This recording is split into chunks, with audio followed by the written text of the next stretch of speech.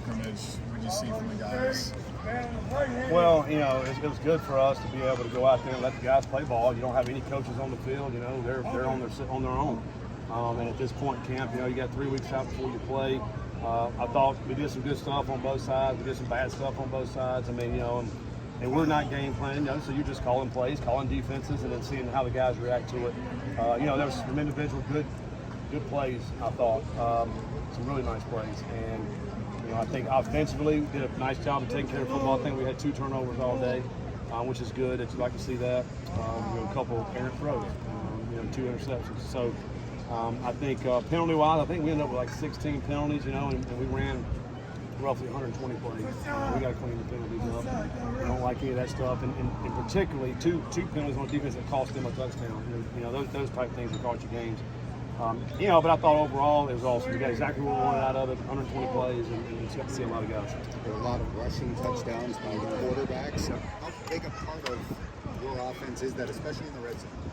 A lot. That's big. You go back, we call it offenses from the mid-2000s, where quarterbacks are a big part of it. I like putting pressure on the defense with the quarterback run game, and today we, some guys, Lindsey made some couple of really nice runs for first downs and touchdowns. Drogosh for 99 yards.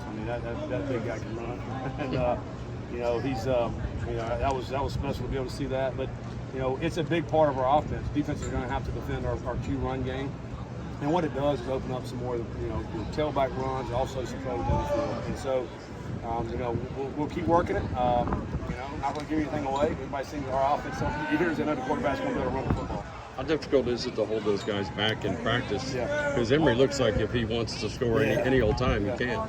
Emory's done a really good job all camp of trying to sit in the pocket, and trying to make the throws down the field, and making that run the last thing that he does. So we really haven't, I don't think, seen a true Emory dual threat yet. And I think we'll see that obviously when we start playing games. But I think you can see within the offense what the Q run stuff can do when you start looking at some of the other guys and what they do. Emory did have a nice, key draw right here. We got a penalty called on that, but I think it's going to be a big part of his game, but also all our quarterbacks. They're all threats to run the football. Has there been any separation, QB2, QB3, like he got early start? He did, yeah. Liddy got most of the twos, and I think Drogosh. As we sit here today, you're looking at with Emory and Dixie and Drogosh 1, 2, 3. But we want those guys to compete every day. I tell you, what's great about that room, man, is just there's no egos. They're trying to help each other. Whoever's out there, the other ones are trying to help coach them and make them help right decisions. I think I've always been that way for quarterbacks. We're pulling for all of them. Whoever's out there, make the play. And because one play, the next guy's up. He has to be ready, and that's how we coach him. And I think it shows. They're all 3 made plays today, and I think that's a good sign for Bearcats. Separation in running backs, or you're still going by committee? Yeah, we're still looking at evaluating. I think that's going to come down to game week. I really do. I think we did see some really nice stuff. Miles, man, with a great run. He showed some speed. I think that was a 75-yard touchdown run. Corey in overtime, that was a do or die in an end-of-game scenario, and he takes it and scores, from 14 out. I think those guys, have some great promise. We want to continue to compete. But as we stand here today, I think those 2 guys are probably 1, 2, and in any particular order, really, quite honestly. And then we'll see. We'll let these guys compete for the rest of the 3 weeks and see who the guys are going to be. But it's going to take several guys in that position to finish this season. Braden Smith, a long pass and also caught a touchdown pass. How big has his addition been since spring ball? Braden is back to where he was 2 years ago. He played a lot for us last year, but wasn't as old. He wasn't himself, coming off that injury. He's fresh now. He's showing some speed. That was on GP out there on that fade route. That was a great play, great ball by Emory, by the way, too.